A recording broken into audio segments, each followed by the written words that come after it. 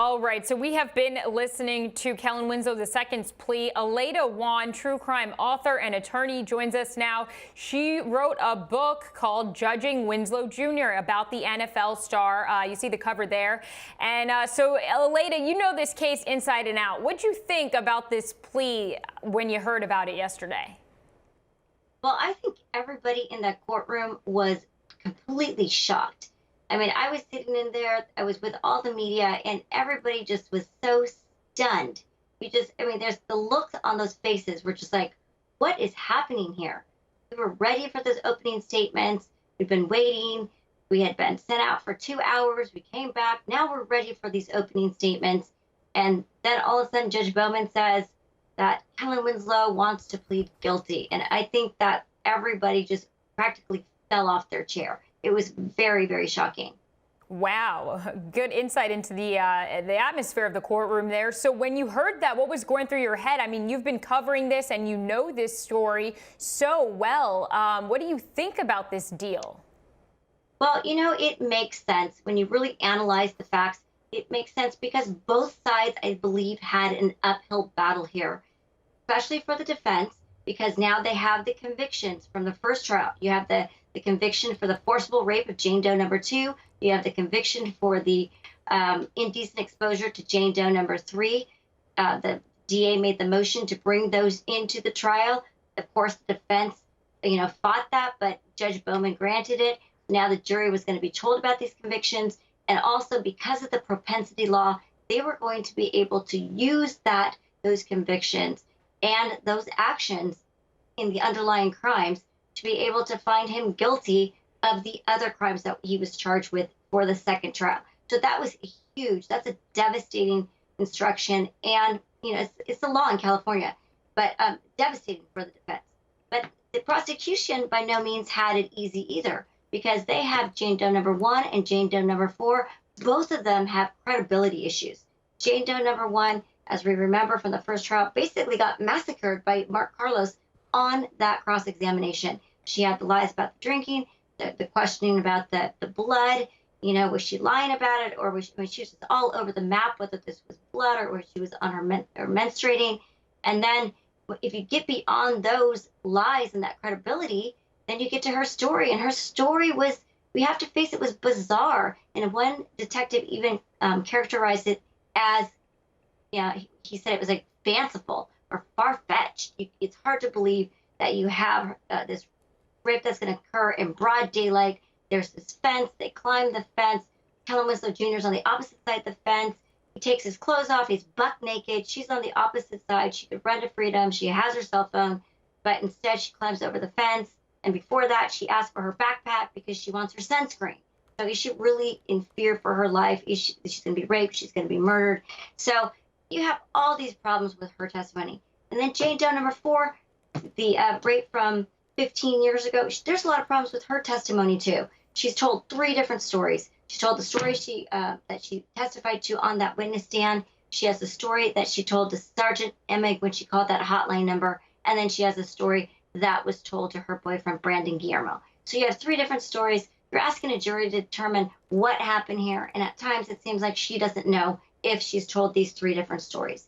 And then on top of that, she also questioned to the district attorney, which is on tape during their discussions with her, that she's not sure that during this blackout time, if it was really a blackout time because of the alcohol or some other reason, or if it was just that she blocked it out.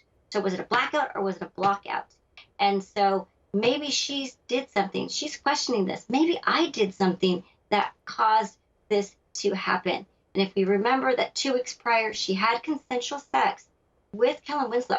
She talked about how she met him. They were flirting. They went upstairs and they had consensual sex. So did something like this happen again in the second encounter? And she's just blocked it out. And Mark Carlos, this time, the defense, was ready to bring in a memory expert to talk about, that during that time period when somebody has blocked that out, they could still be doing things. They just don't remember it. So I think that there was a lot of issues that Dan Owens was going to have to address.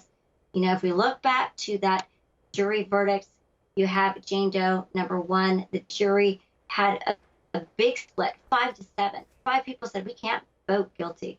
And Jane Doe number 4, it was 10-2. So there's problems. Then also, when you go back to Jane Doe number 2, the homeless woman who he had befriended, they found him guilty of that rape in that first trial, but they hung on the sodomy count. But then again, here's another problem for Dan Owens, is that we have Jane Doe number 2 on the witness stand saying, I'm not sure if there's penetration, might have been an accident. So you don't have that either. And so I think there was problems for both sides. They both had, I think, big battles and hurdles to overcome. And I think this was probably the best thing that could ever happen, really, for Kellen Winslow Jr., because taking that chance of going into that trial, and if all they needed was one more forcible rape, forcible sodomy, and he's going to have a life sentence. All right, so prosecutors admitted that Jane Doe number 2 did have sex with her boyfriend 3 days before that she was examined by a nurse after she reported that she was assaulted. But the state says that that was consensual sex and different from what Jane Doe number 2 alleges Winslow did to her. So the defense went on to further argue that the DNA should be allowed into the trial here. David Shapiro, what's the importance of the defense asking for that, and why is that important here?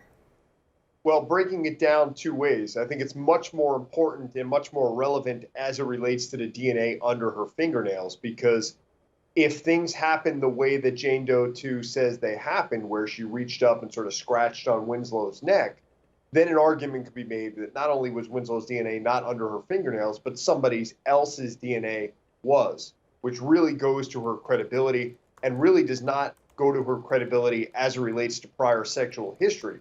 Because when you heard the judge and the parties there talking about 782 and 1103, those are evidence code sections in California, 782 particularly with regard to the rape shield law, because the courts and the law does not want defense attorneys going in and attacking prior sexual histories of alleged sexual assault victims.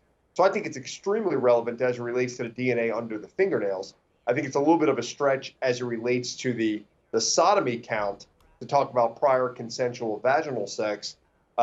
Because he was already convicted of that. He was already convicted of the forcible rape. I think that their stronger argument there was as it relates to the fingernails. And we know that the judge refused to allow the evidence of this other sexual act into the trial. So, Aleida, do you think that was a good call by the judge? Well, I actually have to say I was a little bit surprised, because I remember from the first trial that they were the prosecution was bringing in Nurse Ann Williams to say, I did this rape exam on Jane Doe number 2, and I found this redness around the vagina and also around the anal opening. And that was, to me, something that could have been caused by this attack. But I think that with Judge Bowman not allowing that, I was surprised, because I thought that was part of the whole thing that Jane Doe was putting forward, was that there's this redness. I was attacked. It's violent. And instead, the defense was trying to bring that in to show that there's this alternative explanation for this redness, that she's had this sex.